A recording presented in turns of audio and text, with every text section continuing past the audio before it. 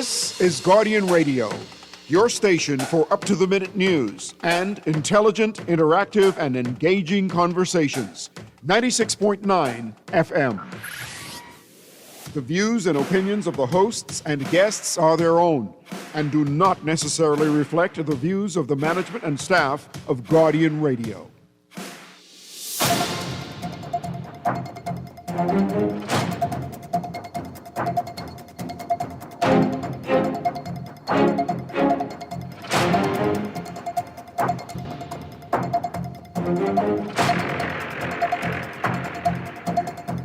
And welcome to another edition of Guardian Radio today with your host, Dr. Cleveland W. Enes III, also known as Kahun Anku Sarah. It is a beautiful Tuesday here in the capital of Nassau on the island of New Providence, and I'm very happy to be here with you.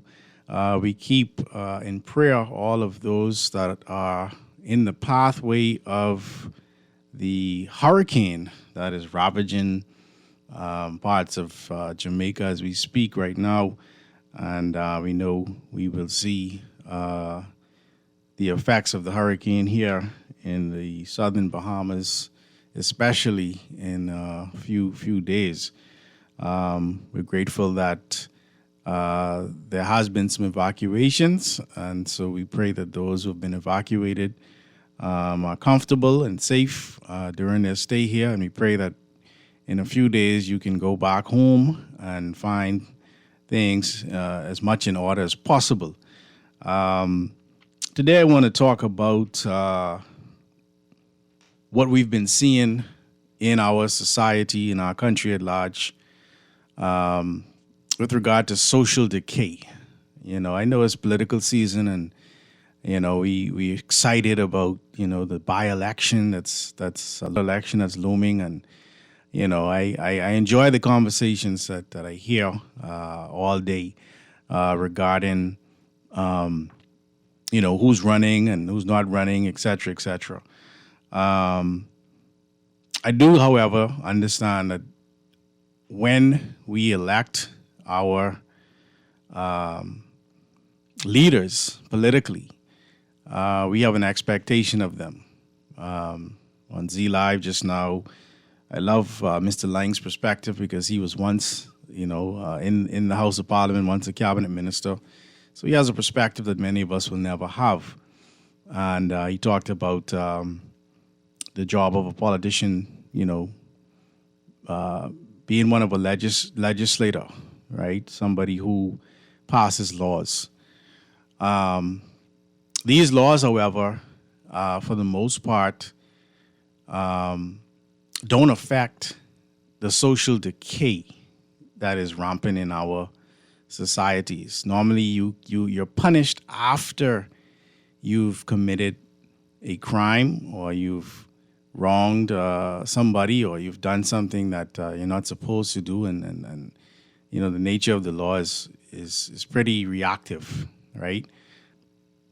There are laws that enshrine the physical body, right? There are laws that protect us from somebody coming and hitting you, or kidnapping you, or beating you up, etc., physically.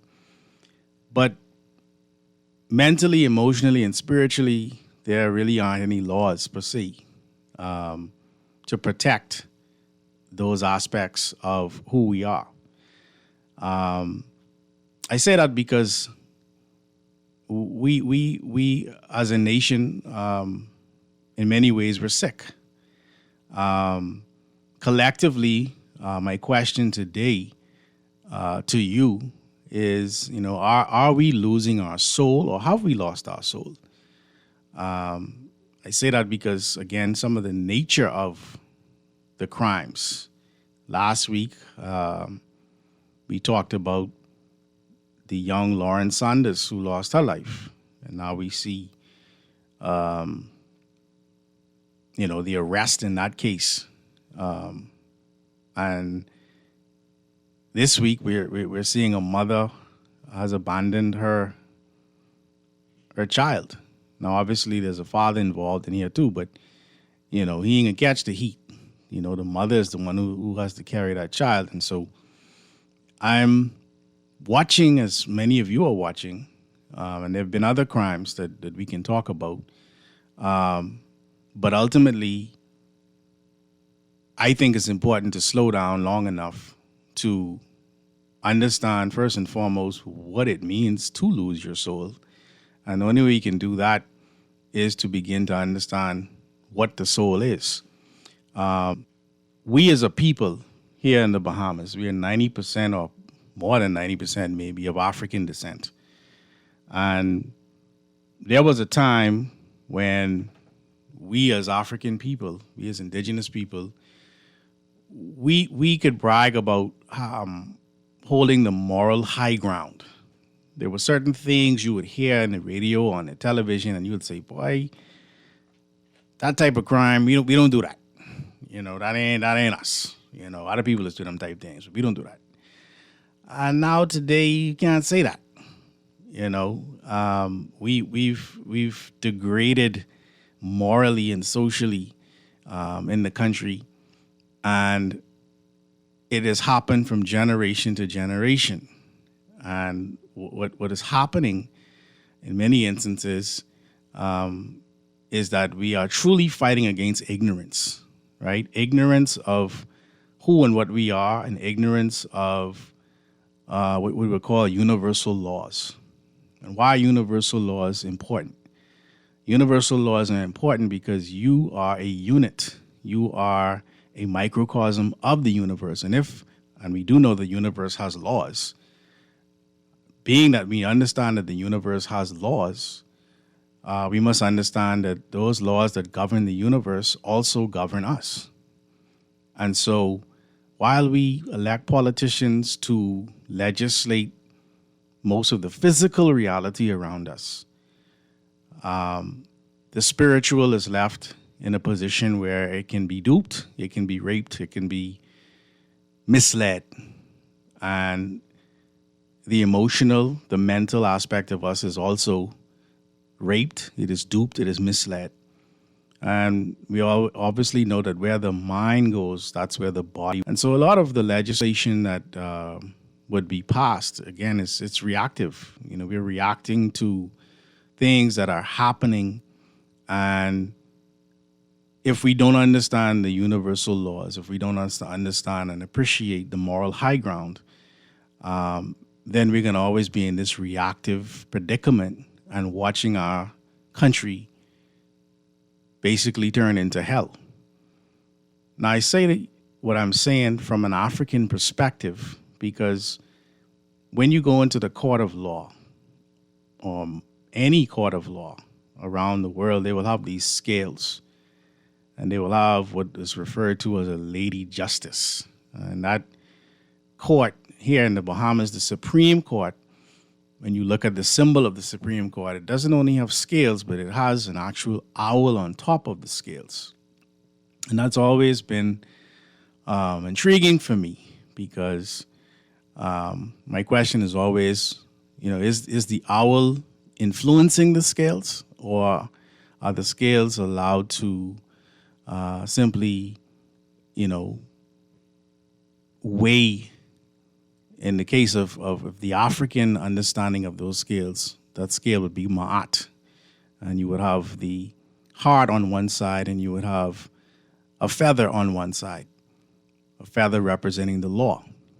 And if your heart is as light as a feather, then you would be seen as one in tune with ma'at. The scales that are represented in many of the courts today are not necessarily even, and I'm not really getting into that aspect of it today.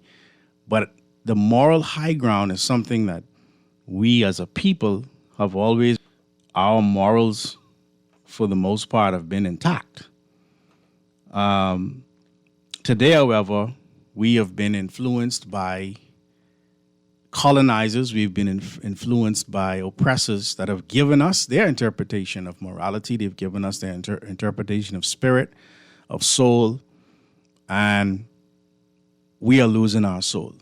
Now, when we talk about the soul, in many instances, the soul is seen as something as being abstract. It's intangible. It's something that can actually separate from the body and live in heaven or hell after a person has expired, or what people would say, die, right? And those aspects of the soul, in many and our understanding of the soul, in many ways, have been influenced by the Greco-Romans. The conversation today about soul and understanding soul and are we losing our soul is a conversation from ancient Kemet, or what we would call Tamore. And within Tamore, or if you have an opportunity, I know I haven't had an opportunity to visit yet, but they used to have a sound and light show, and they talked about the Egyptians having a way of life whereby they journey of the soul. All right. This is important because when we talk about the soul, right, we're talking about an aspect physically. The soul actually correlates or works with what we know as the DNA. All right. Your DNA is the complete memory of your genealogy, of all of the genealogies that have interacted and basically live within you as an individual. And within that genealogy, there were certain morals, right, that were always held sacred. Okay, we know that we didn't have to be taught morals in any extended way, because even a baby understands when it's doing something that it shouldn't be doing, right? Not that we didn't understand or teach what we call the laws of Ma'at. All right, the Ma'at is represented as a woman, and she's mentioned in the book of Proverbs. All right, she's called wisdom, right? And we've followed the ways of the West for so long that we've lost much of the wisdom, or some people, old people, just call it common sense, right? Common sense is no longer right? And so when it comes to losing one's soul, just quickly, right, I want to say that when we talk about losing the soul, you're really talking about, or they'll say some people have sold their soul, right? They show you these movies where a person signs a contract, and once they get all of the riches and the fame and the name and everything that they want, at the end of it, the devil comes to collect their soul. And there's a reality to that too, to some extent. But ultimately, when we talk about selling the soul, and I'm asking how we sold our soul, I'm talking about the losing of the soul, realistically meaning that we have sold the integrity of our bloodline in order to gain the riches, the fame. I mean, we're the Bahamas, we are one of the number one tourist destinations in the world. You know what I mean? We can brag and boast about that. We have Super Bowl commercials, and we boast of the numbers being broken every year with regard to the amount of people that want to come to this country. And I'm not saying that's a bad thing. I'm not saying that's a bad thing at all. But we're also looking at things in the country happening based on the fact that we are operating out of desire versus divine will, right? One of the things that the universal laws constitute or talk about, and these universal laws are spoken of in Scripture in the book of Matthew chapter 6, verse 9, where the Messiah is teaching his disciples how to pray, and he says, "Thy kingdom come, thy earth as it is in heaven." The will, all right, in earth as it is in heaven. The heavenly will, the divine will, is based on divine law. And these divine law, universal laws, teach us things about ourselves that we don't ordinarily learn about, all right? And so, for example, what drives us as people? When a man decides he's going to kill a pregnant woman, right? When he decides she's going to abandon her baby, when You hear about the multiple shootings and the greed that is just rampant in our country. What is driving that, right? Genetically, we're designed by way of the universal laws of nature, all right? And this is from the original books of the Bible that I'm referencing, books that the King James Version, the Latin Vulgate, the Septuagint, and other Bibles that people are holding today ultimately come from, right? But these original books of the Bible that are mentioned in the beginning of the Zondervan King James Study Bible, right?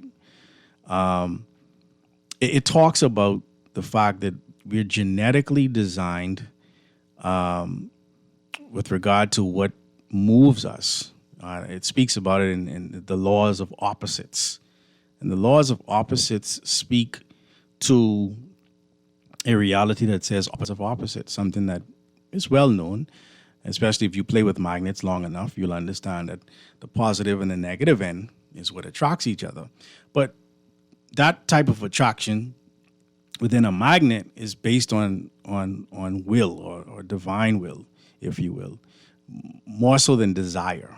Because whatever this attraction is based on is going to determine the outcomes of that attraction, right? And so your attraction can be based on will, or it can be based on desire, right? And being attracted to something is not a bad thing. You can be attracted to success. You can be attracted to discipline. You can be attracted to knowledge. You know, you can become addicted to exercising and being a person that is helpful in the community, and that's not a bad thing. But then you have desire, and this desire is spoken of in the book of John, chapter 8, verse 44, where the Messiah is speaking to a group of Hellenistic Jews, and he's saying to them, "You are of your father, the devil." And he talks about what, you know, this devil who is their father, you know, what he's all about. And he said he was a murderer from the beginning of the earth. Right? And it talks about the lust and the desire. When we get into that particular polarity, when that is what is driving us, we fall out of the being governed by the laws of Ma'at, and we begin to be governed by the laws of Apep Zuen. This Apep Zuen is mentioned in the book of Genesis chapter 4, verse 7, when Cain is being warned that he can do what he was supposed to do, right? He can present his offerings again. Or if he didn't, sin lieth at the door. And sin lying at the door, sin, they gave sin a gender. His desire will be unto you. So this sin was a person more than it is behavior. All right? And when we look in the book of 2 Thessalonians chapter 2, it talks about this man of sin, or this man of perdition. All right? And when we look in the book of Revelation chapter 13, it talks about this beast with 7 heads and 10 horns. And these things are very present within our view today. And it's affecting us. And our politicians can't protect us from it, because the House of Assembly doesn't legislate spiritual laws. The House of Assembly doesn't legislate the laws that ultimately, I know they try to you know, persuade us to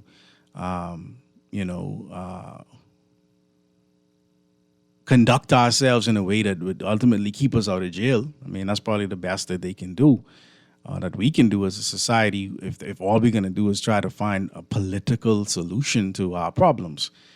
And then many of the churches have failed us. Many of the churches have failed us because they have only brought to us a doctrine that was puppeted to us or whitewashed and watered down to oppressors, and they've given us that, and it's not working for us in any major way.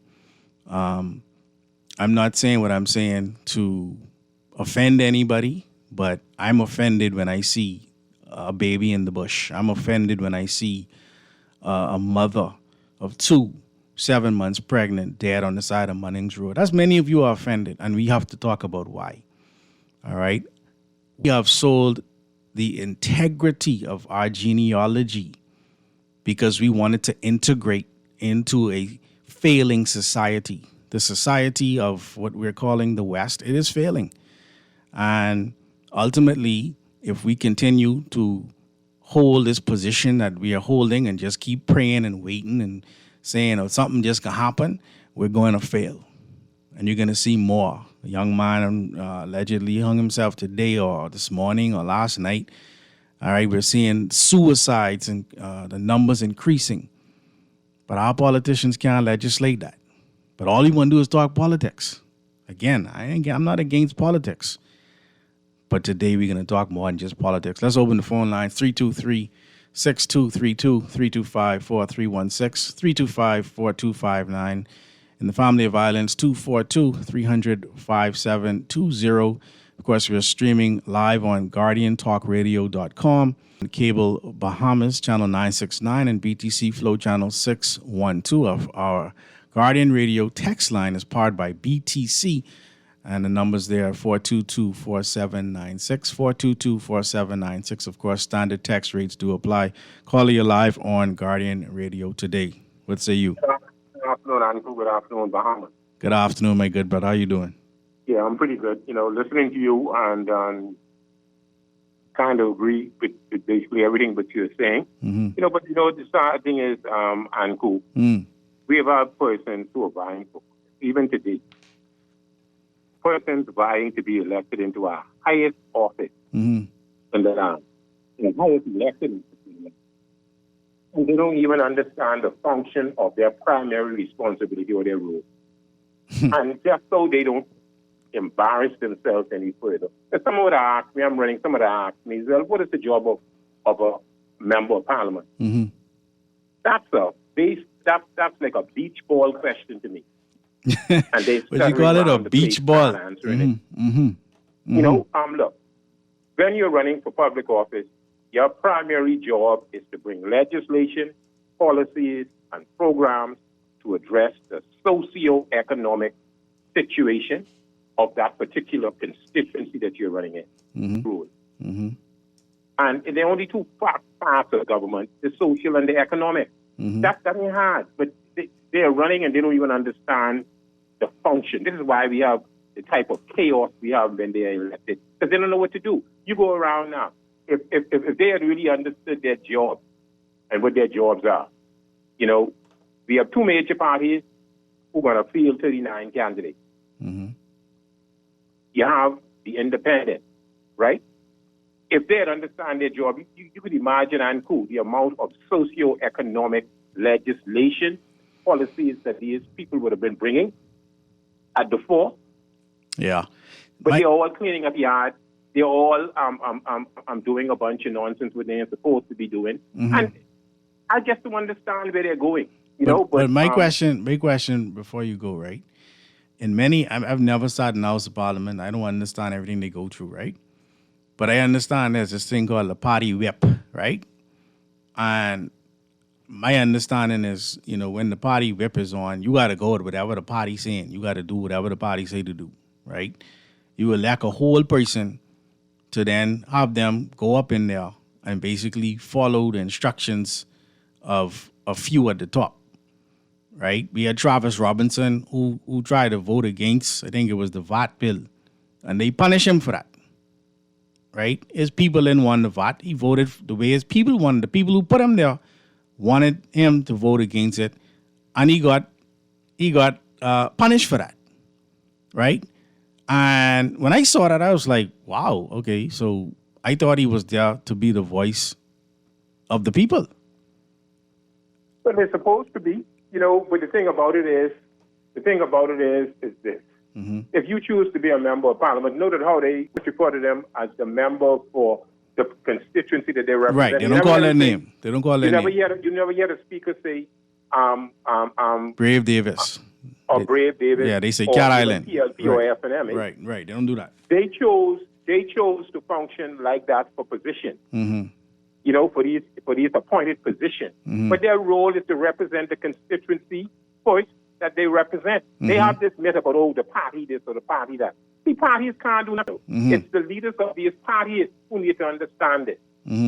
It's the leaders. But I just want to touch on this before you hang up on me. Yeah. This lady Ms. Sanders, who died. Yeah. You see, I don't just talk. Yeah. I never served a day in Parliament, Anku. But I was successful in leading the charge in the country, even though the successive government don't recognize my ability or my accomplishment. You know? But Google does, AI does. If you Google Cleaver Duncombe, you'll see. But these jokey leaders, they don't respect me. It doesn't matter, right? But we were able to get the Child Protection Act passed. We are embarking on another piece of legislation. See, this is what these candidates are supposed to be doing. That lady who died, I don't just talk. This is a cause that I've been addressing like a lone wolf in the wilderness now for about 6 to 7 years. Because this isn't the first a mother, pregnant, expected mother, who would have died violently and the unborn fetus life is interrupted. I have proposed to put together, which I shared with you, a bill, a proposal in the form of a bill, you know, to speak to unborn fetus of children in the Bahamas. Right. The long title of this bill, I sent it to you so you can look at it and we can peruse it and see how best we could, you know, okay, look at it. But the long title of the bill is an act to amend the Penal Code, Chapter 84, to create a new offense related to the unlawful killing of an unborn fetus when the pregnant woman carrying the fetus is murdered. Or the short title of the bill is, this act may also be cited as the Unborn Victims of Homicide Act 2025. I did it at 2025 as opposed to 2026 because it shouldn't take that long if these politicians have moral compass in them to look strictly at it. And they trying to get in the house. They trying to stay in the house or get in the house. Yeah, which is what they're going to lose votes if they push. If they bring a bill to recognize the unborn fetus. That's a great question. That's a great question. I can't answer, but I don't know. You know. You know, but it wouldn't happen. You know. But so where can people go to read the bill now? Is there someplace they can go, or is it just is it still like in a pre-published form? It to, you're going to have a press conference going forward, but I'm disseminating it to various... Send it to ankusara@gmail.com because my phone is ankusara@gmail.com? Yeah, please. Okay, I can't spell that loud. ANKU I got it. SARA at Gmail. So you got it? Ankusara, Sam Apple, Rabbit Apple. Yes, I got it. Okay. Yeah, send it to me. I'll check it out, man.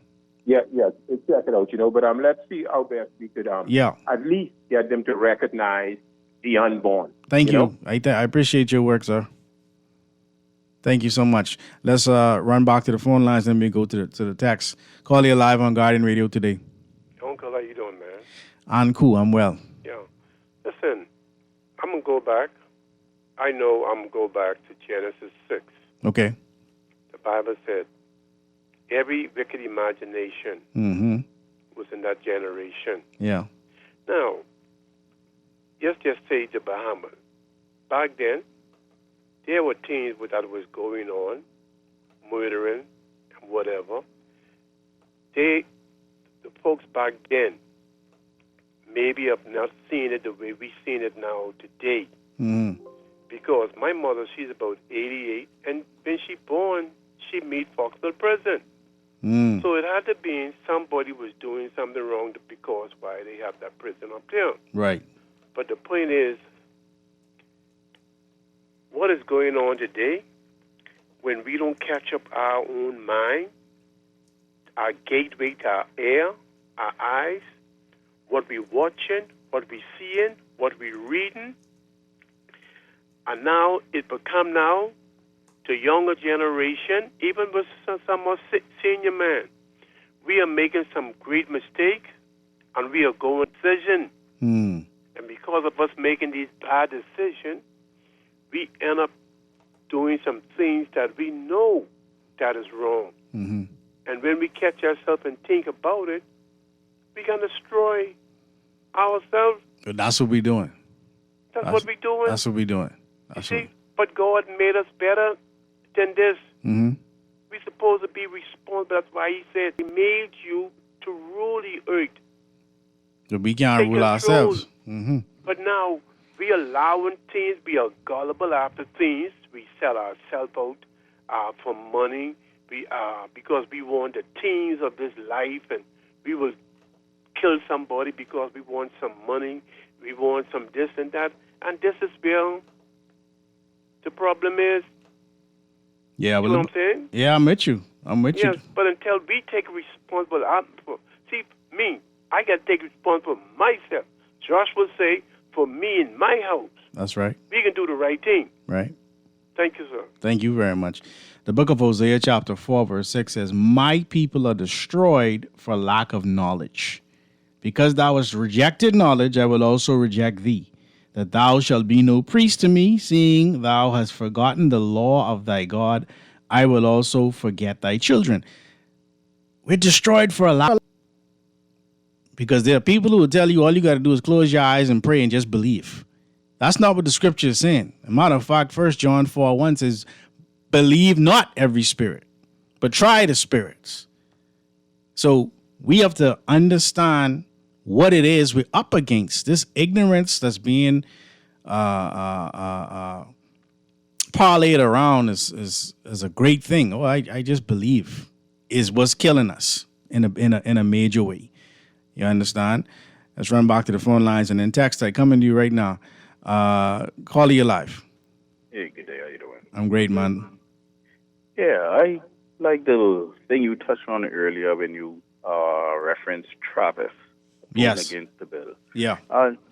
It's serious that people are just too party oriented. Mm-hmm. Because let's just say Travis stayed with that position, voted against the bill, Mm-hmm. and then the party ousted him, Mm-hmm. and he ran again next election, Mm-hmm. he wouldn't have gotten in because Right. he's not represented by the party. Right. So the people trying to do right by you Right. still can't get in Thank you. because Thank you, caller. you don't know what you want. Well, look at Macklebine. Look at Macklebine over there in Grand Bahama. All he did for the people, they still ain't put him back in. Correct. You understand? So much you could blame the politicians, it's the electorate. Yes. The That- people don't know what they want. They're too party oriented. Exactly. They don't know what they want and they want it now. Yeah. Just thank you. Thank you very much. Caller, you live. Hey, good afternoon, Uncle. Hey, good afternoon. Thanks for calling. Yeah, you're welcome. Hey, Uncle, I believe it goes a little further than that. I believe the politicians, right? Mm-hmm. The politician knows what the people want, but their job is to keep them divided that they don't get it, right? So, because I don't know where we're living, but that's what I saw been happening in this country for the last 52. Yeah, the people them complain every day about what they want. But now, how we ever saw any politician what is able to deliver what the Bayman people want? Because by now we should have already had something delivered to us from the complaints we're complaining for our politicians.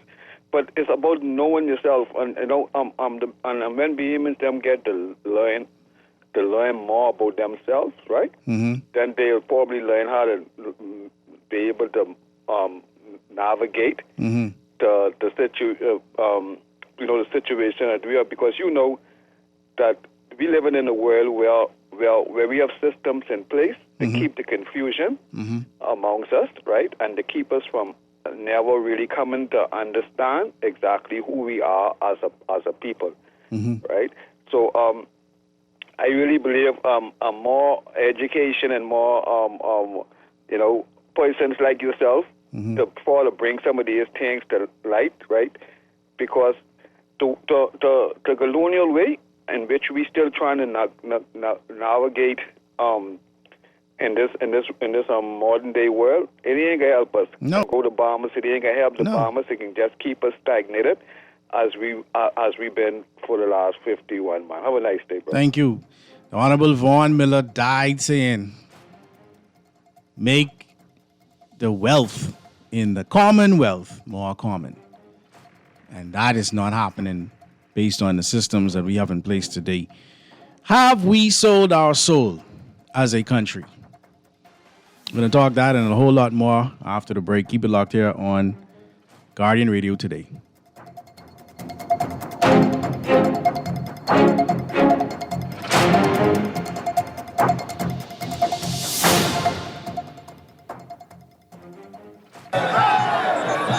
With Christ Church Cathedral, Nassau starts here. This November 1st, George Street is coming alive at the cathedral that made Nassau a city. The Christ Church Cathedral Street Festival is back, filled with mouth-watering food, one-of-a-kind art and crafts, and a $10,000 raffle prize. Feel the rhythm of Nassau with live performances, Bahamian music, and fun for the whole family. Nassau starts here. Don't miss it, November 1st. Beulah, gal, can you believe this? We are now the patrol queens of the neighborhood. We now large and in charge. So we need to check out what's going on. And we know that Junior and his homeboys just ran out. Can we report that too? Of course we can. But we could be in deep trouble if they find out. We need to report what we see, Beulah. When you call Crime Stoppers, they just answer your call in Miami. So then we can report everything? Guns, where they hiding the drugs, who shoot who part of which gang, or who disturbing the peace with the loud music and the motorcycles. Then our neighborhood will be the best in the Bahamas, and everybody gonna want to come live here. And then our house price will go up, gal. So what we waiting on? What's the number? If you see something, say something. Let us all pitch in and stop the crime before it's your time. Call 328-8477 from Nassau or 242-300-8477 from the Family Islands. Or text us through the Crack Crime Bahamas app. Stop the crime before it's your time. For fast, reliable, and impactful printing services, look no further. Let Printmasters bring your masterpiece to life. We stand by our quality products that is second to none. Our affordable pricing and friendly, efficient staff makes Printmasters the ultimate choice for all your printing needs. We can deliver any type of printing services, from banners to booklets to business cards. You name it, we can print it. Let Printmasters bring your masterpiece to life. Located in the Nassau Guardian Building, telephone 302-2361. This is Guardian Radio 96.9 FM. Fresh news, smart talk, all day.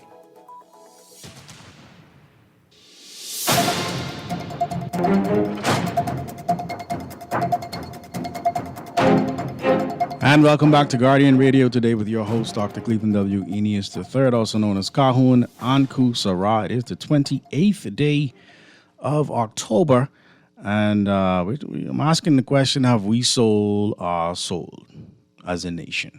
That's what I want to know.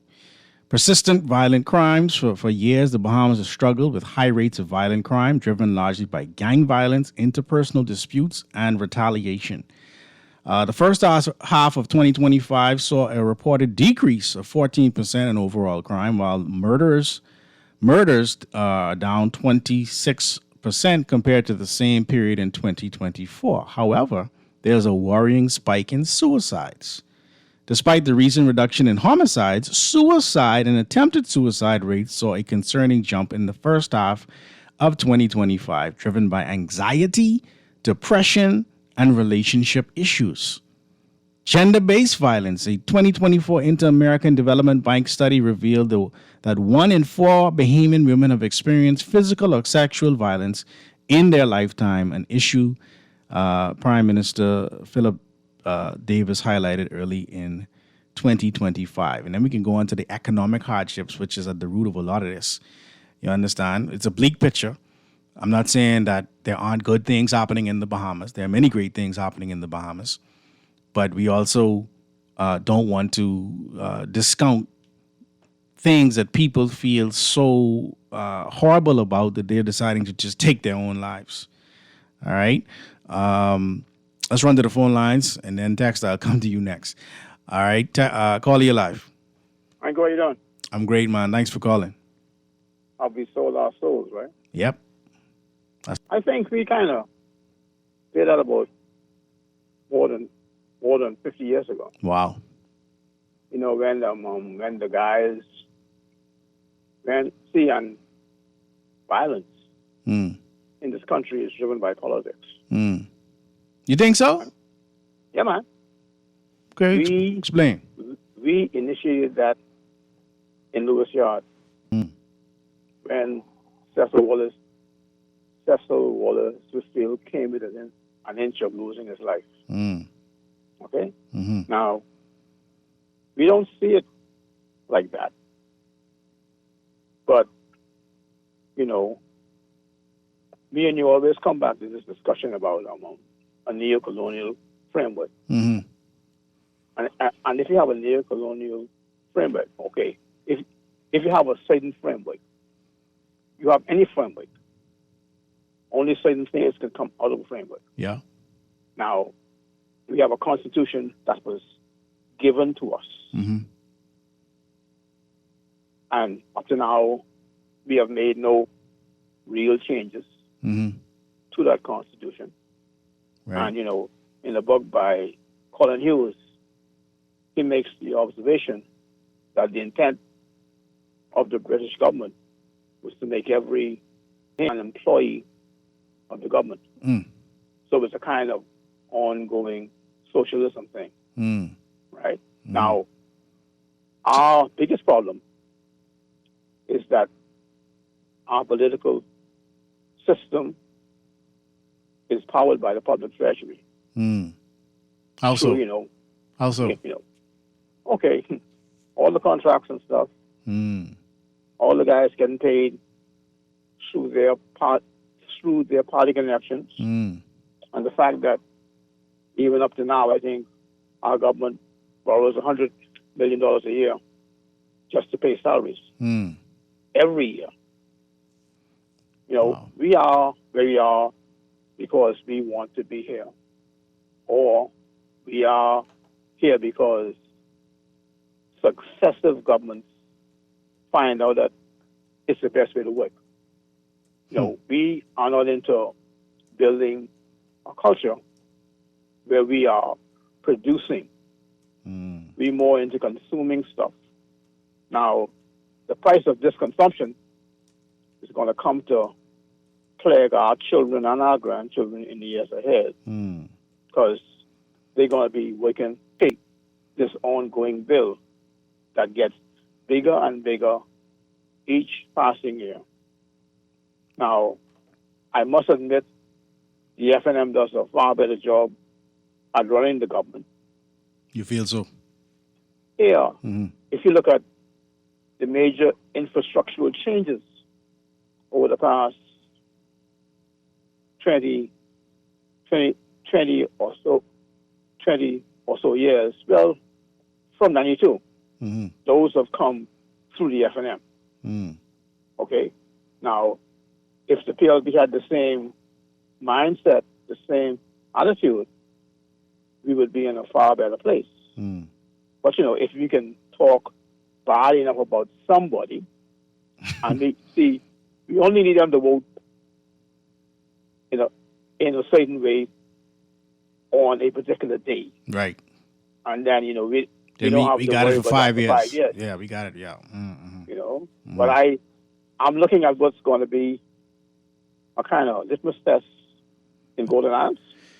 Yeah, I mean, So see, Golden Isles is a very peculiar place. It's in the southwest Bahamas. Okay? Now, I think old man Sanders called it City 2000. Yeah. You can actually drive over Blue Hill now. And you don't have to go back over the hill for nothing. Right.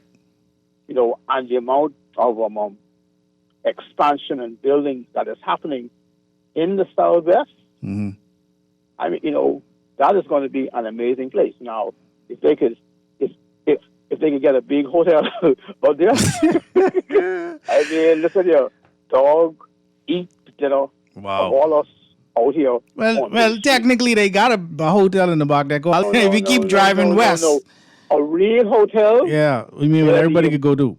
Where the culture, you get the things. I mean, listen here, that I can't wait for this election. Well, I appreciate your call, my brother. I really do. Thank you so much for calling. This texter says, "Good afternoon, great show. Did the Egyptians/Africans believe in reincarnation?" Texter, the Africans believed or understood reincarnation in this way, because the Hindus have an understanding of reincarnation, and the Africans also had an understanding of reincarnating. We see this in the book of Matthew, chapter 17. This book of Matthew was originally called the book of Ma'atu. All right. And at the beginning of this particular chapter, it talks about the transfiguration. And the Messiah is seeing Moses and Elijah, right? They had been gone about 2,000 years before him. He's seeing his ancestors, right? Then, verse 4 of Matthew 17, then answered Peter and said unto Jesus, Lord, it is good for us to be here. If thou wilt, let us make here 3 tabernacles, one for thee and one for Moses. And while he yet spoke, verse 5, behold, a bright cloud overshadowed him, and behold, a voice out of the cloud which said, This is my beloved Son, in whom I am well pleased, hear ye him. And when the disciples heard it, they fell on their face and were sore afraid. And Yahshua came and touched them and said, Arise and be not afraid. And when they lifted up their eyes, they saw no man save Yahshua only. And as they came down from the mountain, Yahshua charged them, saying, Tell the vision to no man until the Son of Man be risen again from the dead. And his disciples asked him, saying, Why then say the scribes that Elias? And Yahshua answered and said unto them, Elias truly shall first come and restore all things. But I say unto you that Elias is come already, and they knew him not, but have done unto him whatsoever they listed. Likewise shall also the Son of Man suffer of them. Then the disciples understood that he spake unto them of John the Baptist. So John the Baptist was the Elias of his time, or the Isaiah of his time. You understand? So we understand in each generation there's one who sits in that seat or lives up to the responsibilities of the one before them. That's why they say Melchizedek had neither mother or father. It's like the seat prime minister or president. You understand? The person who sits in that seat for a period of time until the other one comes and sits in that seat. So we understood that to reincarnate, you had to have similar genealogy, which is why you have to be saved by the blood. You understand? So we didn't think you could come back as a butterfly or a monkey or nothing like that. You came back just like how the sun sets in the west and comes back in the east as the sun. The same thing happens with our genealogy. Then you asked about deja vu. The idea of deja vu is a reality based on the fact that time, as we understand it, starts from a central point, like you throwing a stone in a still pond, and you watch the ripples move out from the center of that stone, and eventually, if it meets the walls or hits a boat or hits something, they begin to come back to the center. Well, time as we know it, happening as far as the present, the past, the future, is all happening at one time. And when you rest at night and your physical senses are resting, the mind has an opportunity to move in time as the mind can. And when you physically catch up with where the mind has gone before, you call it deja vu. All right, we'll do more of a show on it, right? But I just wanted to address that question because, again, this is the knowledge that we need to put the nation back on track instead of following the religions of our oppressors. Let's run back to the phone lines here on Guardian Radio today. Caller, you live. Yes, sir. Good day to all. Yes, sir.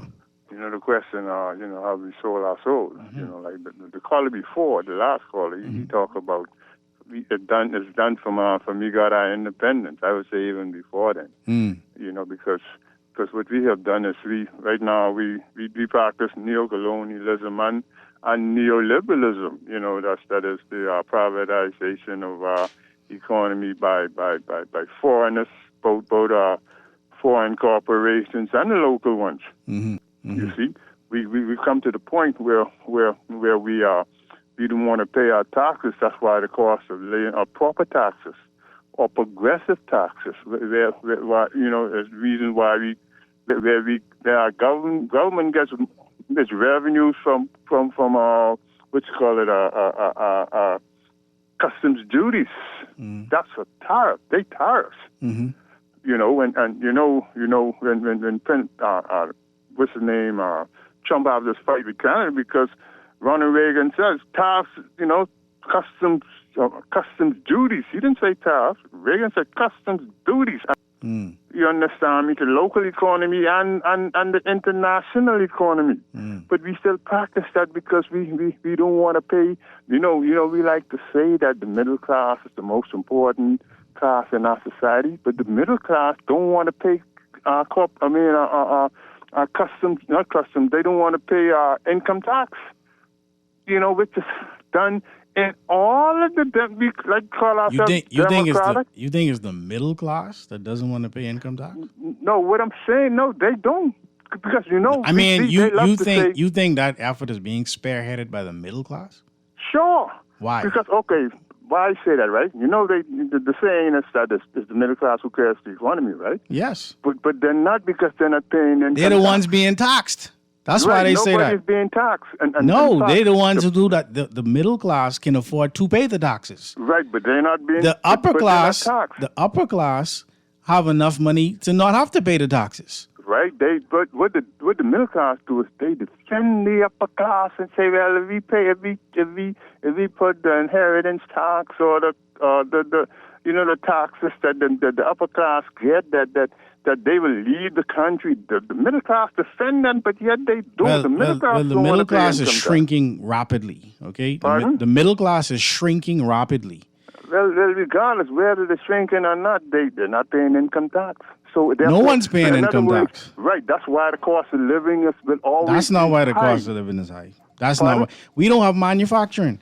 If all you could do is run after people who start businesses and tax them, and that's your way of getting out of debt and borrowing, then you're never going to get out of debt. We need more manufacturing. Okay, so let you debate that. That's your argument, right? Mm-hmm. So we don't have manufacturing because our system, our governments, and our people accept that we don't need manufacturing. That tourism is sufficient for us, and plus But we could manufacture to assist tourism, the tourism industry. But we got to run. You want to hold the line and talk after the break, or you want to call back? You just said we don't manufacture. Now you're saying we manufacture. No, I'm saying we could. I'm saying we could. All of these hotels need beds, right? All of these hotels need things to actually run. We could be manufacturing those things. But in any event, we got to run to the break.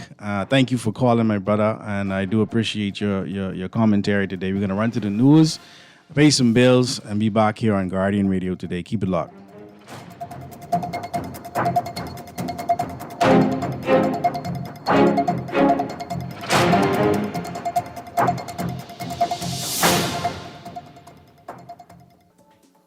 This is Guardian Radio, your station for up-to-the-minute, intelligent, interactive, and engaging conversations. 96.9 FM.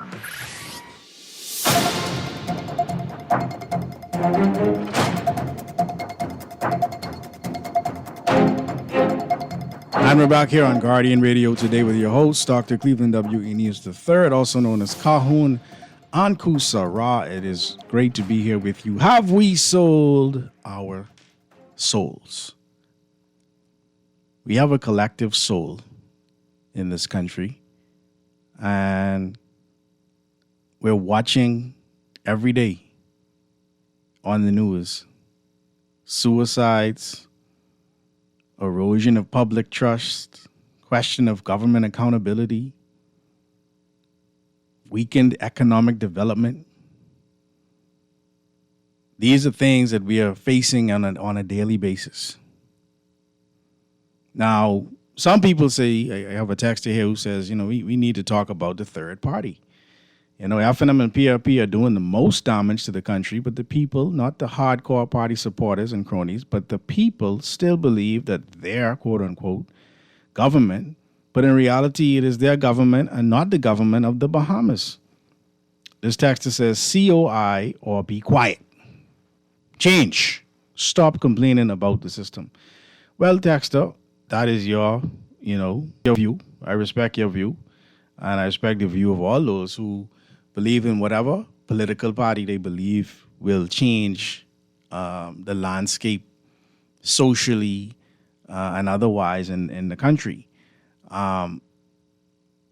whether we're talking about the COI or the DNA or any other third party, I think the challenge of any third party is going to be their lock-in contracts. Someone just called earlier and said that the Treasury has a big part to play in how people vote. So a long time ago, I've heard politicians say, listen, man, this is a two-party system. Even if they wanted to talk about going to a third party, the people are locked into these two parties because of the way that the contracts are divvied out. You understand? Maybe the COI will prove us wrong this election. I don't know. You understand? But from what I've seen, people aren't really focused on fixing this country. People are focused on making sure they could get in where they fit in with their party, quote unquote, as you said, Texter, right? So when we talk about this idea of selling our soul, right? We reject knowledge of self and kind. We reject understanding what it means to even be an African. We reject wanting to understand what scripture from a perspective other than the traditional church that we grew up in, what does that even mean? What does that even look like for us, right? We don't want to have that conversation in an earnest way because somehow we feel as if, we going to hell, or we doing something wrong. When the Messiah, they love Jesus. Everybody say they want to see Jesus. Everybody's call on Jesus. But when Jesus was here, when the Messiah, Yeshua Christ was here, when that African Messiah was here, he was flipping tables. He was a revolutionary. He was speaking to the religious authorities of his day and time in a way that in many instances we're afraid to today. In the book of Matthew chapter 23, he was speaking to the scribes and the Pharisees, right? He was saying, all therefore, he said, the scribes and the Pharisees, is Matthew 23, verse 2, sit in Moses' seat. So these are supposed to be the people who are the law givers. Moses wrote the law, but then they don't want to focus on the fact that Moses, in the book of Acts chapter 7, verse 22, he was learned in all of the ways and all of the wisdom of the Egyptians. So these laws that he was writing was based on Ma'at, these African laws, right? The same way physical laws can help the physical heal, there are spiritual laws that can assist with healing the spiritual body, that can assist to the book of Psalm 23, it says, he restoreth my soul. This is why I asked if we are selling our soul, because the soul can be restored. We can get back on the right track. But we reject knowledge. So the Messiah was all about questioning the religious authority of his day. So he said, the scribes and the Pharisees sit in Moses' seat. All therefore whatsoever they bid you observe. You do whatever these people say. That observe and do, but do not ye after their works, for they say and do not. Now, there are pastors today who will tell you you don't need the law. The law died with Christ. But the Messiah never said he gave that the law ended. Matter of fact, he, before doing this in Matthew 23, in Matthew chapter 7, verses 21 to 23, a lot of people can be surprised on their judgment day. Matthew 7 and 21, not everyone that saith unto me, Lord, Lord, shall enter into the kingdom of heaven, but he that doeth the will of my Father, which is in heaven. So there's some will in heaven. Now, where's heaven? We're going to talk about that in a second. Many will say unto me in that day, Lord, have we not prophesied in thy name? And in thy name have cast out devils, and in thy name done many wonderful works. You got all these big-time pastors who's come here to the Bahamas and doing so-called wonderful works. But I asking all of y'all today, and then will I profess unto them, I never knew you. Depart from me, ye that work iniquity. It is lawlessness. Lawlessness. You see? G 458. Anomia.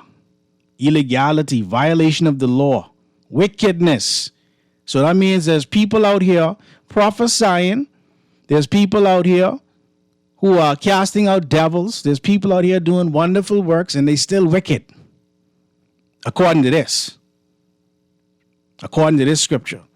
So the Messiah didn't come to massage the egos of the clergy of his day and time. He was trying to put them back on the right track. He was saying in the book of Matthew chapter 5, verse 17, what does it say? Think not that I am come to destroy the law or the prophets. The first 5 books are called the law, and then the rest of the Old Testament is called the prophets.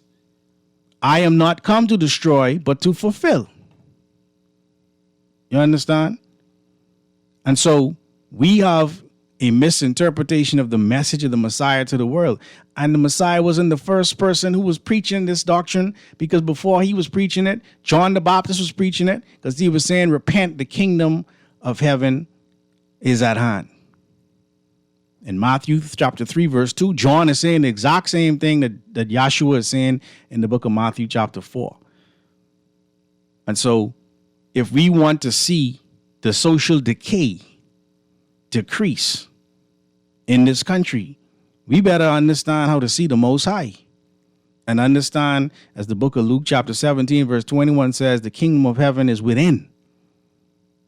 And you better learn to respect and honor your ancestors, because that's one of the 10 commandments. Phone lines here on Guardian Radio today, 323-6232, 325-4316, 325-4259, in the family of violence, 242-300-5720. Call you live. Hey, great church, usual uncle. How you doing? I'm great, my brother.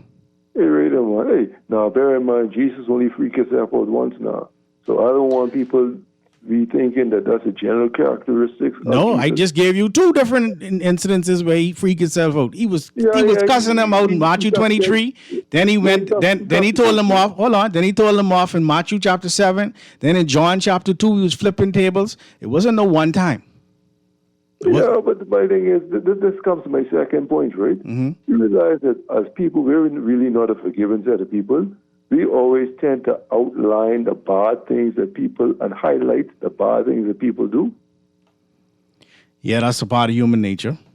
Yeah, but that's not his general characteristics, though. You know what I mean? He came to preach love. Now, bear in mind, you went deeper into the Bible than I did, right? Mm-hmm. And you were more educated on the Bible. But I want people to highlight the bad things Jesus do. Well, I want you mark this verse down. Before you go, Matthew chapter 10, Matthew chapter 10, verse 34. Like I say, you are more educated. That's fine, but I just giving you, this ain't me, this Bible. What you saying now? Matthew chapter 10, verse 34. This is the Messiah talking. This is Jesus talking. This is the red writing. Think not that I am come to send peace on earth. I came not to send peace, but a sword. For I am come to set a man at variance against his father, and the daughter against her mother, and the daughter-in-law against her mother-in-law, and a man's foe shall be they of his own household. He that loveth father or mother more than me is not worthy of me, and he that loveth son or daughter more than me. I'm talking. Oh, okay. You went on that. He freaked himself out more than once. But he got mad more than once. Plenty times, because he was living in a time where, just like today, we are being oppressed. His people was being oppressed. Yeah, but you ought to the man off. What you want the man to do? But that's the point I'm making. But those of us, the book of First Corinthians chapter 2, verse 16 talk about the mind of Christ, which means those who are living like Christ would have the same exact mind that Christ have. So if Christ was pissed off, we should be pissed off. When you seeing the foolishness going on in this country repeatedly and over again, we should speak truth to power the same way the Messiah spoke truth to power. Flipping I ain't gonna win this one, Well, I mean, it ain't about winning, It's about us coming together and doing what's best for this country. Yeah, Yeah, but it's the way you do things, though. I agree, but how are we doing things now? We sitting down praying and just waiting. That ain't that. No. You know, and I know you have to have more common sense. You have to be proactive. Faith without works is dead, right? Faith without works is dead. It's still the way that you do things. Right. We on that. Say it again. It's still at the end of the day the way you do things. You could accomplish the goal without violence. I agree. Or physicality. Matthew 7:7 say, "Ask, seek, and knock. Ask, and it shall." So you got to ask, and it shall be given unto you. Seek, and you shall find. Knock, and the door shall be opened unto you. If you go banging on the door, they may not open the door. You got to knock nice on the door. If you scream, they may not answer your question. You got to ask nicely. You understand? So, like, I agree with you. It's the way you do things, but. Because you educate enough, right? Mm-hmm. That you can't have a response to give to people that comes out with a negative tone. I'll give you a prime example I'm talking about, right? Go ahead. Lincoln being I'll say 50% of the time makes sense, right? But look the way he do things. Right. I agree. You see where I'm coming from? I agree. The way you do things, right? How you carry yourself. Mm-hmm. You could go through and prove a point without asking the fool. I agree. I completely agree with you on that, especially when it comes down. People down. be more perceptive on your views. Yeah, I agree. And that's why for me, the passion that I bring, I'm not only bringing passion, I'm giving scripture because I don't feel like it's my words that are important here. The scriptures was important. You understand? And so I appreciate your point. You don't give emotional responses to things. Like there's an organization, I forget what they name, but they wear purple, right? Oh, yeah. Some things that makes, you know what I'm talking about. Yeah, I know. Some of the things that make emotional responses to typical situations, but it don't make no form of sense because then that means you ain't going to listen. Right, many people don't. All right, then. Yeah. But it's the way you do things. Yeah, my brother. Iron sharpen iron. Yeah, man, for sure. Respect. All right. 323-623-325-4316, 325-4259, the Family of Violence, 242-300-5720. The phone lines are lit up. Let's go back to the phone lines. Caller, you're live. Yeah, just call back very quickly, Uncle. Mm-hmm. I ain't gonna be like the last call and say, Messiah, freak yourself out. I ain't that bold. I can't say that, but I'll say that he was pissed off. He was pissed off. I'll say that. He had to be pissed off. But there was no freaking out there of him. Right, I bet you. I understand what the last caller was saying, though. He didn't mean that in a disrespectful way. Like I hold people's children, so I can't. Yeah, I feel you. I bet you. But look here. He also called them whitewashed tombs, He did, but that's what I'm trying to understand, Uncle. They say because our population is so high of persons who are born out of wedlock, that's why we have a lot of these deep social ills, right? But my thing is this. You have Denmark. 90% of their population were born out of wedlock. And then you have, not only that, 90% of their population don't get married. Right. 90% of their population are atheists. What? Atheists, yeah, atheists. So why is it that I think they had about 2,000 churches alone in Anglican alone, or something like that, 600, something like that was a lot, 60%, But my thing is, right? Why are we having all of these deep social issues? I mean, in Denmark, you could leave a bicycle park on the side of the road for a month. Right. In the Bahamas, in Nassau, you can't leave it there for 10 minutes. It's gone. Yeah. But yet, 90% of their population were born out of wedlock. 90% of their population are atheists. Here it is. We have a church on every corner. And we averaging basically almost 30 murders for 500,000. For 100,000. When the world standard, because the United Nations is 5 for 100,000. And we've been doing this for years. Child abuse, all this. But how is that possible? Right. And they're not Christians. Right. But they have a very orderly society. But you have control. So is it really the spiritual that is plaguing us, or is it something else? Okay, great question. In the book of Genesis chapter 15, right, Abraham, I'll read from verse 13, and he said unto Abram, know of a surety that thy seed shall be a stranger in a land that is not theirs, and shall serve them, and they shall afflict them 400 years. The people in Denmark, they home. Denmark know their language. People in Denmark know their culture. The people in Denmark know their social mores, their values. They did not go through what we as a people have gone through for the past 400 years. The people of Denmark don't follow the religion of other than self and kind. Even though you call it, they'll say they're atheists, it's because they're not following they're not following the religions that they gave us. But that doesn't mean they don't have their own Nordic traditions. Their Nordic traditions actually is what gave birth to our religions. And so we as a people, not understanding, because we reject knowledge, not understanding what has happened to us over the last 400 years. This is still African Holocaust Month, right? And then not also understanding, as it continues to say in Genesis 15, verse 14, and also that nation whom they shall serve will I judge, and afterward shall they come out with great substance. So we've gotten the education, we've gotten the ways of the West that now people are beginning to take back to the African continent, building schools and building infrastructure, etc. Then it goes on to say, and thou shalt go to thy fathers in peace and shalt be buried in a good old age. But, this is the but, verse 16, in the fourth generation they shall come hither again, for the iniquity of the Amorites is not yet full. So these same people who enslaved us for 400 years, guess what? They coming back. They're the ones who gave us their rendition of Christianity, their rendition of Islam. You understand? And we've eaten it up and not questioned, as the book of 1 John chapter 4 verse say, believe not every spirit, but question to see if it is of the Most High. You understand? And so, you know something, Uncle? Go ahead.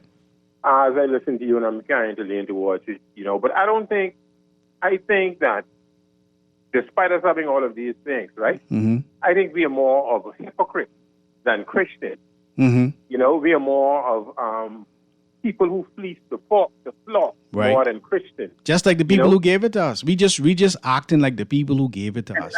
The people who gave us Christianity didn't get Christianity in a Christian way. They came and they pillaged, they raped, they enslaved, and they stole what they could, put together what they wanted to call it Christianity, and they beat us until we believed it.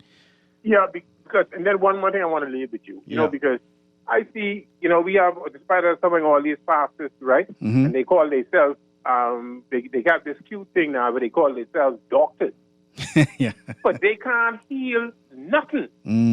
Nothing. I haven't seen them heal nothing, Yeah. And they watch people die and they can't do nothing, right? But then here you have the Messiah.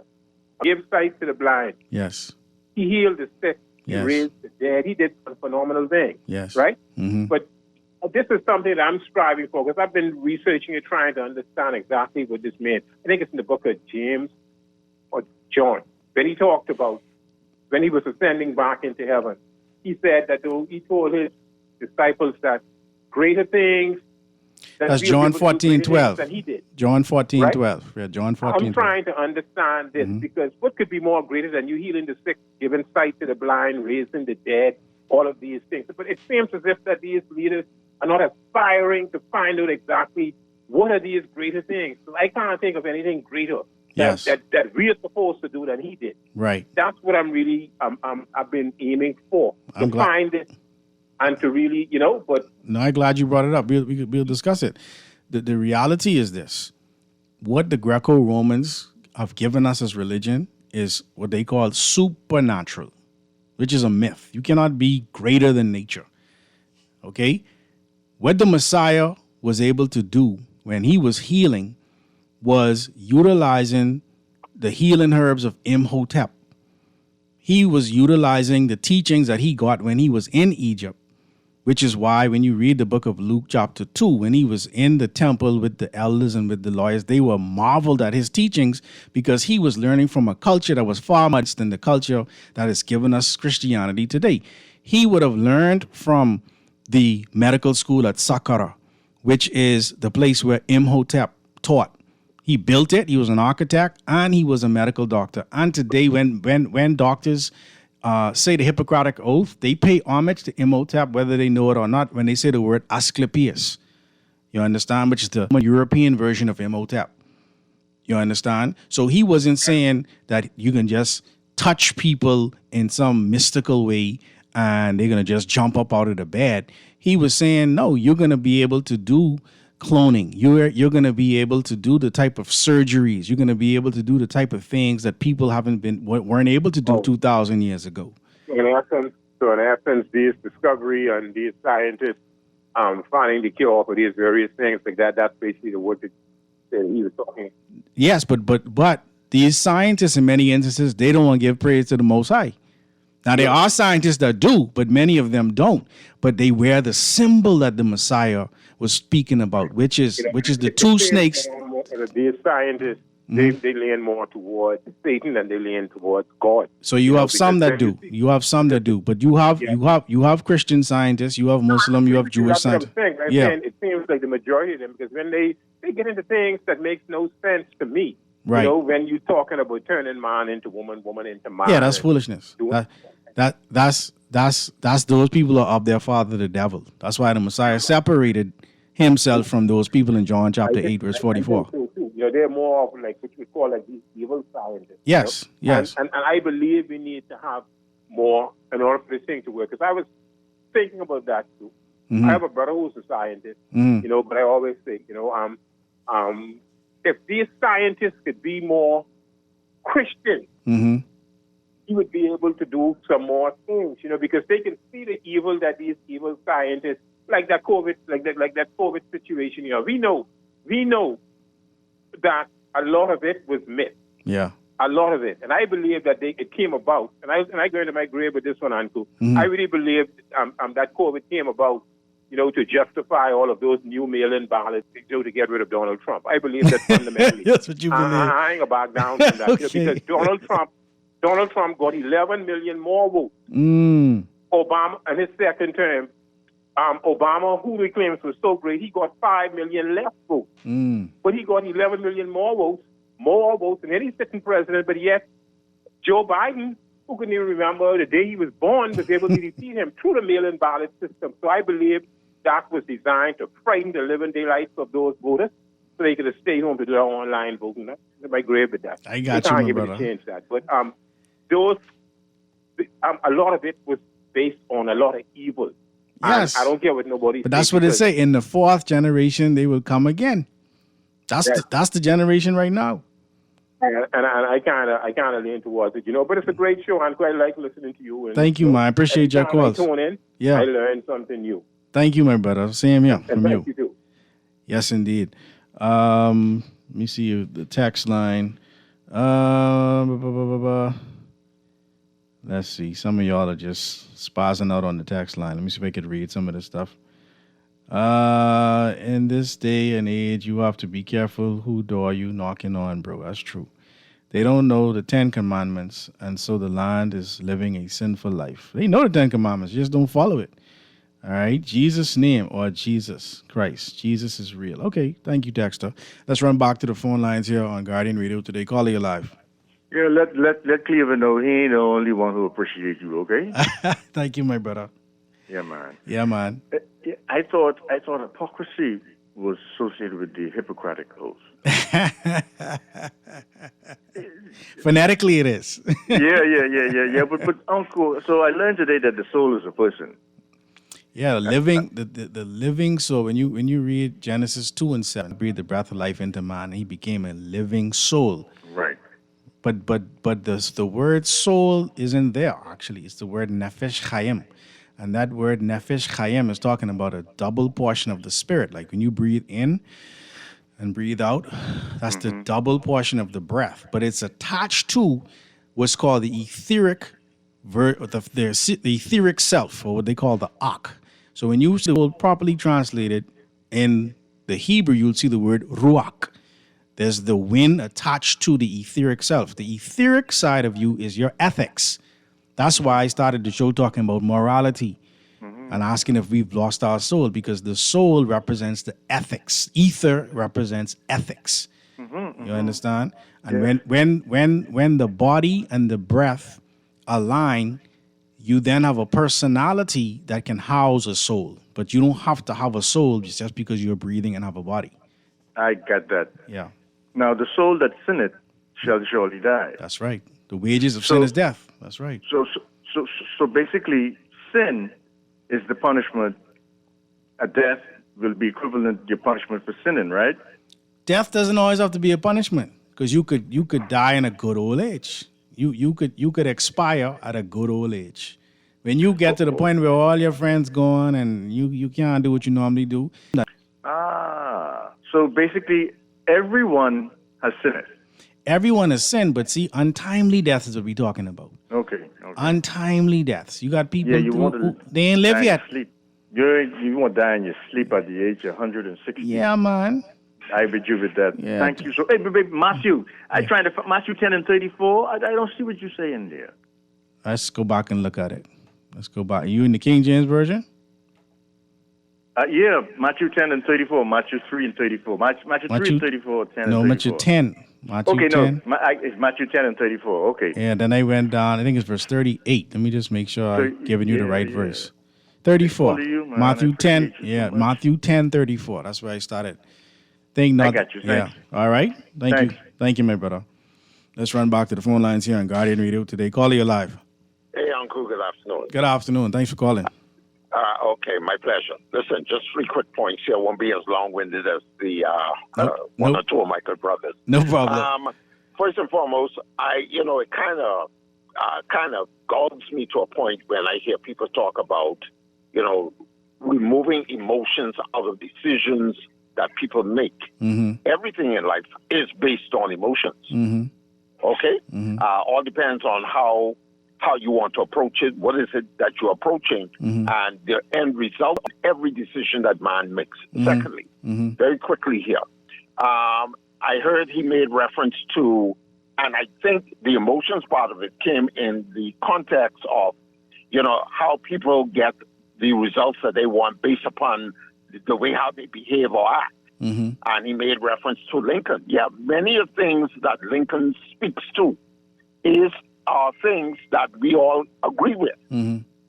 I too don't agree with some of the antics that he uses. Right. But what happens is when you be calm with everything, some people take you seriously, and some people take you for light or don't take you seriously. Yeah. But when you get brash and you get a little hyper with what it is that you're approaching, then they hear you. You attract the attention of those who seem to take you light, and so on and so forth. So it's a double-edged sword. Yeah.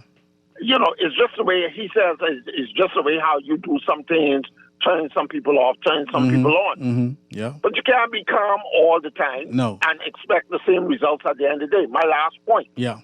Remember that Christ, the ways of man is the ways of Christ, except Christ did not sin, but all his ways, his attitudes, his crying, his anger, all that we got from Christ, because it says we are made in his likeness and image, and his ways are our ways. So some of these things, yes, we also have to attribute to what it is that Christ planted in us to get out of us to serve our mankind through his examples. That's all I want to say. Thanks for taking my call, Uncle. Thank you very much. Yeah, I mean, Christ never sinned. That's what we've been taught, but he sure did get baptized. And baptism is for the remission of sins. That's a moment.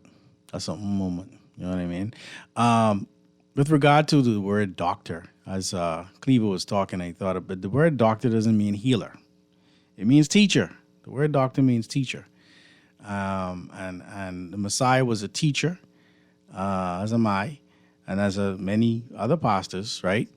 But it's important to teach the word, right? Divide the word rightly, the scripture says, so that people can see it for themselves. They shouldn't just be quoting the pastor. Quote scripture. You understand? That's what my pastor teaches me. Okay, Rev. Dr. A.J. Varma. He said, if you're talking about the Bible, please quote it. You understand? Because at the end of the day, ain't nobody following me. Follow scripture. Follow the Most High. Let's run back to the phone lines here on Guardian Radio today. Call you live.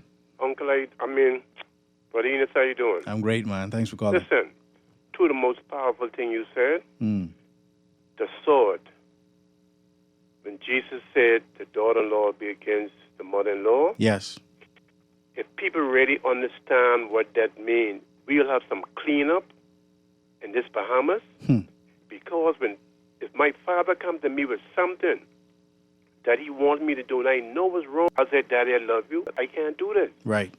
Mommy, I love you, but I can't do this. Mm-hmm. Even if your wife come to you and you're going against the teaching of that Bible, you tell her, I can't do this. Mm-hmm. You said also having the mind of Christ. Mm-hmm. How could these fellas over here have the mind of Christ when I want a jitney plate? I want a crown line. I want a taxi plate. We compromising. We telling people what in the Bible, but we never show them where it is in the Bible. You understand me? Real talk, caller. You see, this is, and you will see the change inside this country.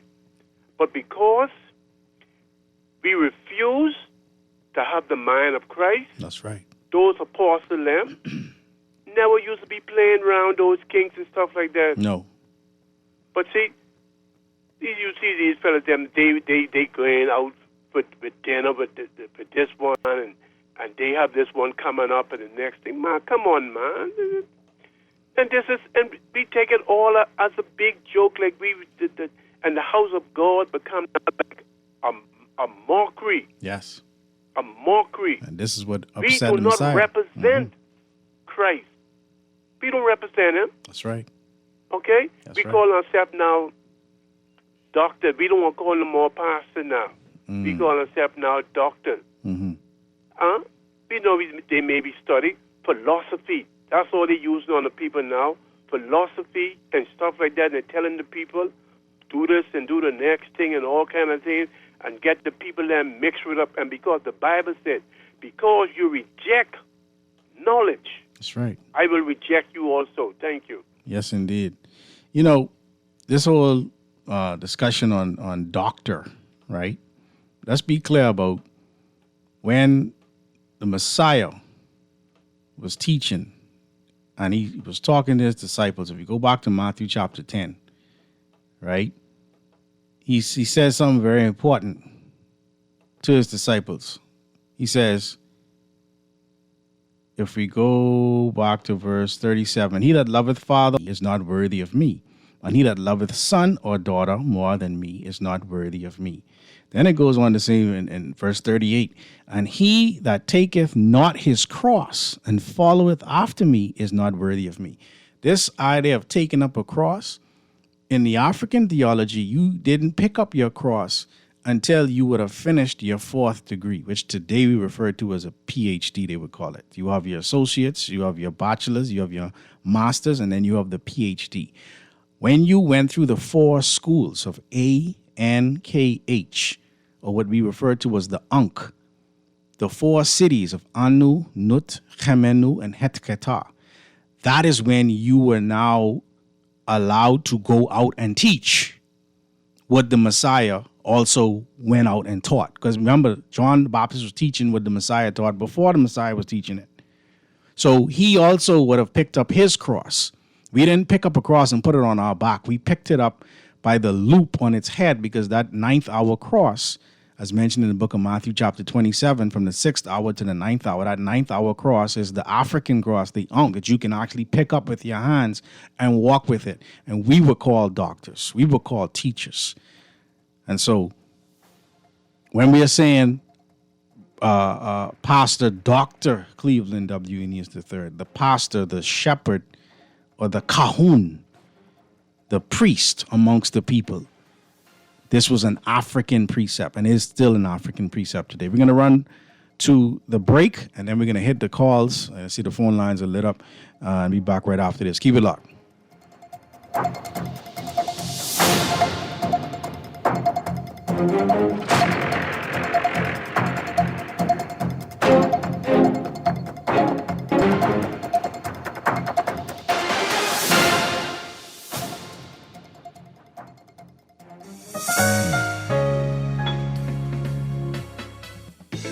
Don't wait wait for a storm to arrive. Stock up on hurricane supplies, make home repairs, purchase a generator, and more this hurricane season with a Fidelity personal loan. Make that move today. Call 356-7764. Fidelity, we're good for you. Boy, you know what going down tomorrow? No, what happening? Joe bringing these knives to school. He could do Junior in. For what? Boy, he fooled with Joe girl. Mother sick. And you know Junior don't back down for nothing. So that means you got a big fight tomorrow. So whose side you on? Side? I trying to stay in school, not Simpson Penn. We gotta tell somebody about this fight. Tell somebody? I ain't no snitch. I mean cool, you know. Boy, if you so cool, then you need to stay in school and stay out of the fight. Yeah, but if I don't hang on Joe's side, how many boys coming for me next? Alright, so we definitely gotta tell somebody. We gotta prevent the fight. What I say, I don't want nobody call me snitch. We could just call Crime Stoppers. You could report what you know, and nobody gotta know it's you. So what are the boy? All you gotta do is call them, or you text them through the Crack Crime Bahamas app, and nobody can know it's you. Then the police come looking for me for more info, and when they finish with them, Joe them coming looking for me? When you call Crime Stoppers, the calls go directly to Miami, and they don't ask nothing about you. Then you can get the pen from them, and they can claim a reward later using that same pen. Plus, everything's scrambled, so nobody can read what you're saying. Call 328-8477 from Nassau or 242-300-8477 from the Family Islands. Love the show? Want to give your support? Become a sponsor today. Call 302-2300 for our rates and packages. That's 302-2300. Become a sponsor on Guardian Radio 96.9 FM. Fresh news, smart talk, all day. This is Guardian Fresh News, Smart Talk, all day.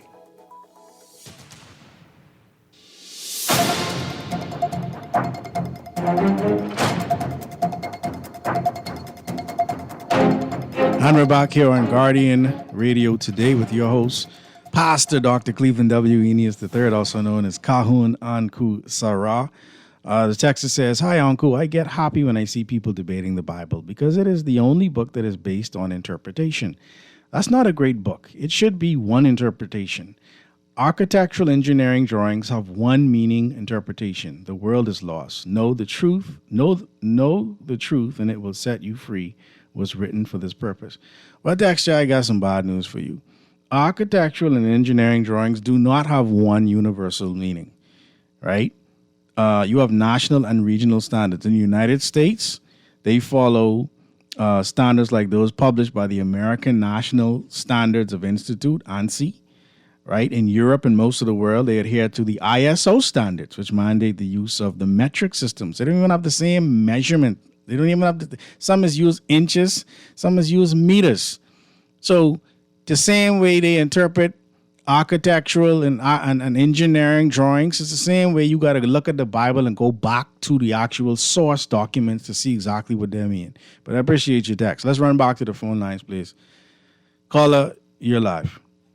Good afternoon, Uncle. Good afternoon. How you doing?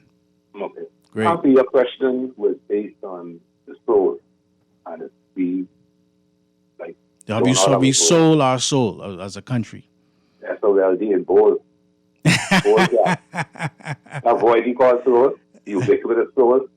That in bold caps, SOLD. My Lord. SOLD is a politician, SOLD is bad. Uncle. Yeah. Would you follow, like, at least you're basically following a religion, right? Yes. But Uncle, I tell you no lie, right? I used to get beaten to go to church as a child, right? Yeah. And I mean, I didn't want to go. I could be making all the toys for the boys on the block. And then, hey man, I 7, 8, 9, you know? Mm-hmm. Telling from a child. And they talking about the most, like, brilliant things. Toys, right? Mm-hmm. And it's like, getting beaten to go to church, getting your pocket stitched to make sure I ain't got nothing in my pocket that I go to church, I can make something. hey, Uncle, my grandmother's the slave street. Wow. But you know what? She can feel them thread in my pocket. Right. And time as I reach church, I got a propeller going. Wow. Lollipop sticks. Get a lollipop stick, put the holes through it. Wow. 2 center holes, put the string, make a loop. Wow. I pull the propeller and chase. Ooh. Because I don't understand the text in there. Wow. I didn't understand the singing. I could sing, but I didn't understand it because of all it was. So it's always. But most of it is European. It's not. It wasn't designed for us. I didn't understand it, and you know what, Uncle? As a child, right? Now the voice of God come to me. This is real voice of God, right? Mm-hmm. said, God ain't nothing to play with. 2 times. God ain't nothing to play with, right? Then it goes on, right? You see them people in the church, you see them, they playing God tell me, what? Do not mix. Wow. And Uncle take me out to God. I take me out to God, and I want everyone hear me. Me, my God inside me, but I wouldn't distill up no Jesus for nothing. Full 100. And you know what? But for any doctrine, I wouldn't even accept none of the blacks, but the mere fact that pull on. My God tell me don't mix. Because when I look at it all, it is no unification. Because for the time when you see, how many churches we have in this country today? Over must be about 8,000, 10,000 now, because but 10 years ago, they was like 6,000 churches. Or 35, yeah. So, in the thousands, okay? Yeah. And still more churches being built, and not just more, side by side on Gladstone Road, taking up acreage. And these churches like 1,000 feet long. Stadium. Right. Right? And I say to myself, it's sad. When people need land to build on, to put homes, it's sad. Because, you know what, the mere fact of these churches being there side by side and being constructed, right? It tells me something.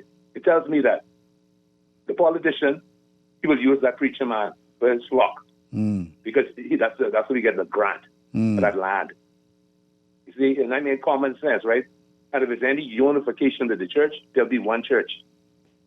Yeah. You see, that's when because all is division. They spread and spread and spread, and next division. Yeah. And it waters the whole thing down. Yeah. I appreciate you calling me, brother. We got to remember, there was a war in heaven. So what you think happened on earth?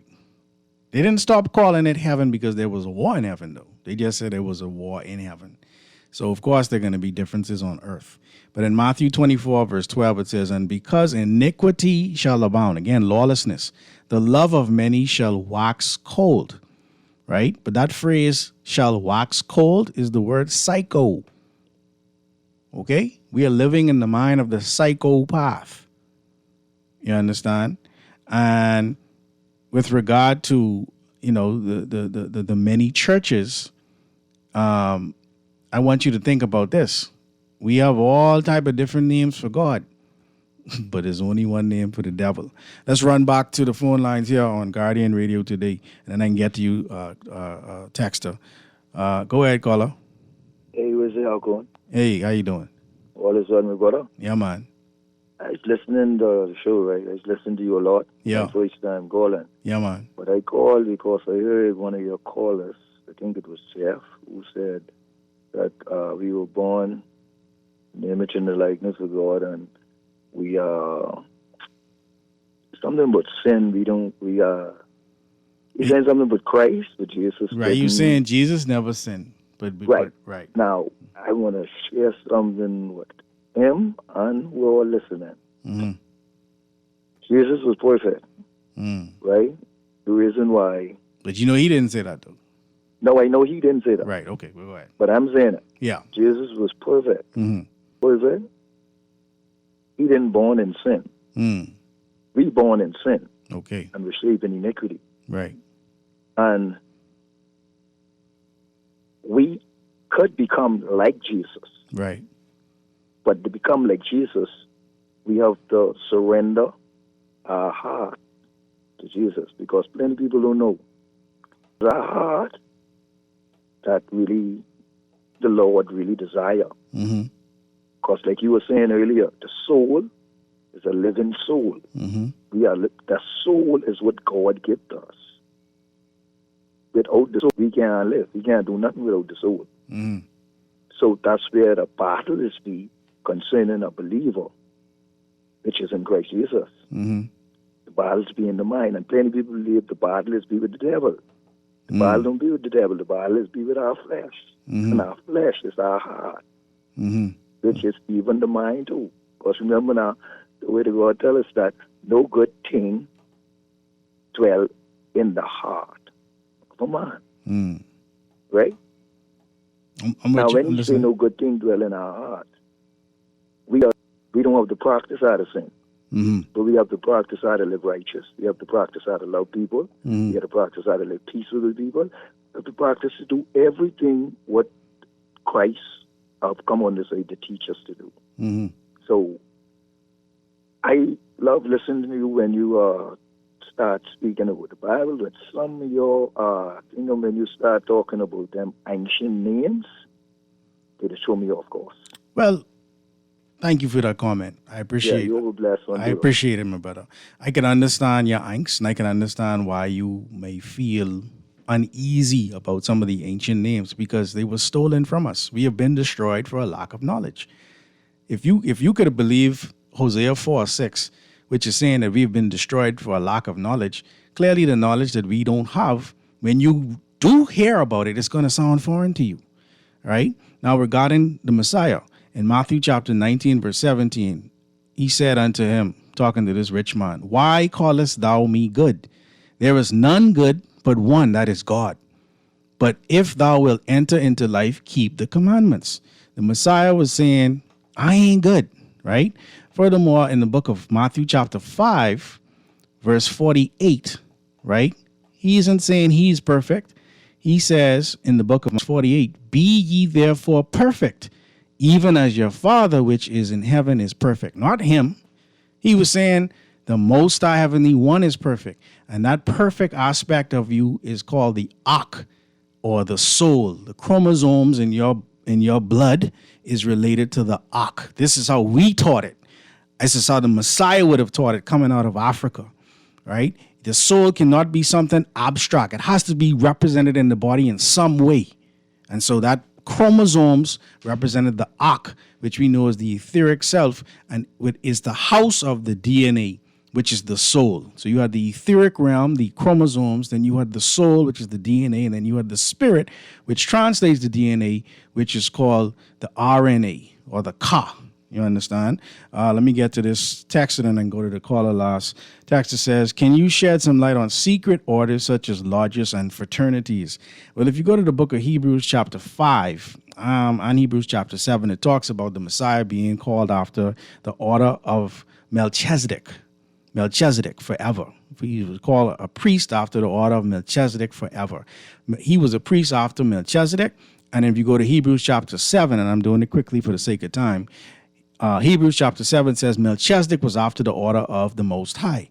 So these orders were already in place. Now you have those who have taken the template of those orders, and they've created today what you call Freemasonry and fraternity that come out of a Greco-Roman perspective. These were originally African realities, because with the fraternities and sororities, they call themselves the Divine Nine. But that comes out of the ancients' Sedjet, or this group of 9 sacred beings that was way before what they're calling Euro Freemasonry, way before what they call in fraternities and sororities.